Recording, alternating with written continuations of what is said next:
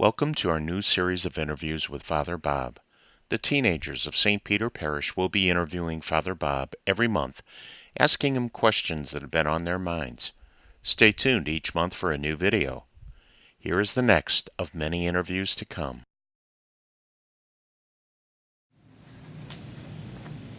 Father, I was just wondering, why can't women become priests? Well, that's a good question, and a lot of people ask that question in our day, especially women. Why can't I be a priest?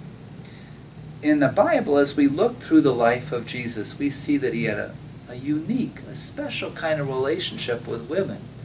You know, sometimes in the culture that he lived, men didn't speak to women in public, but Jesus did. You know, and he had some of them follow him and help him and the other apostles as they went along. We heard at Mass not too long ago that they helped him out of their own means as he traveled about and did his work. Jesus spoke to the woman at the well, and when his apostles came back, they were surprised that he was speaking to a woman, and especially a Samaritan woman. So we see Jesus sort of broke sort of the way that men often related to women in his own day. But in spite of all that, he didn't make them apostles.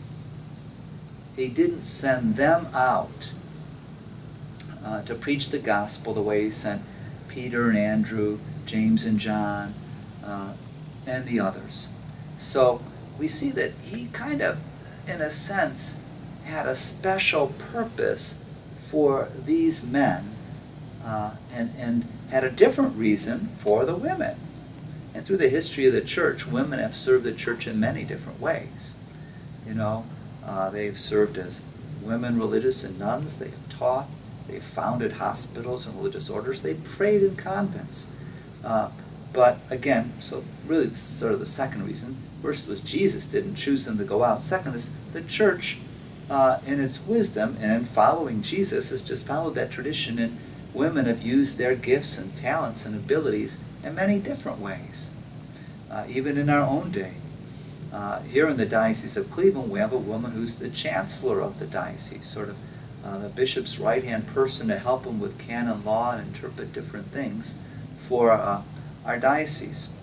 We have other women who are nuns who lead hospital groups and these sorts of things. We have other women who are like sort of their counterpart with men, parents, doing a very important job raising children in the home with their fathers and brothers and sisters.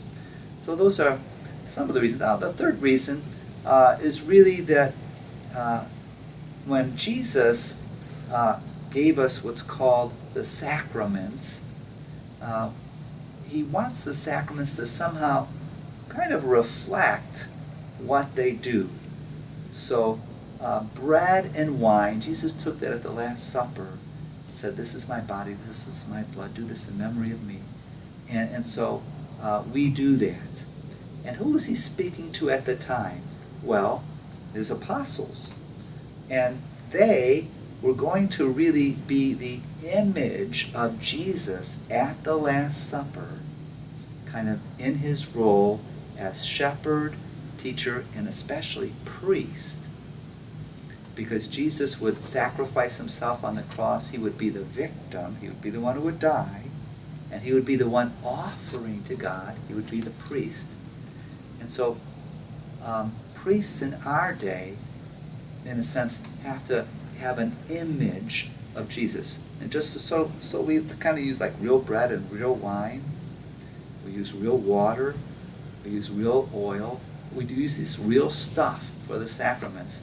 We have a real man be the priest at Mass, be the one who's ordained. So those are the three reasons. One, Jesus sent out the apostles, he ordained them.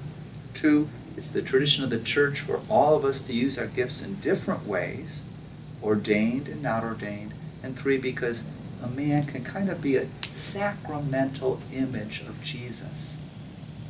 A sacramental image of Jesus in celebrating the Eucharist and in serving God's people.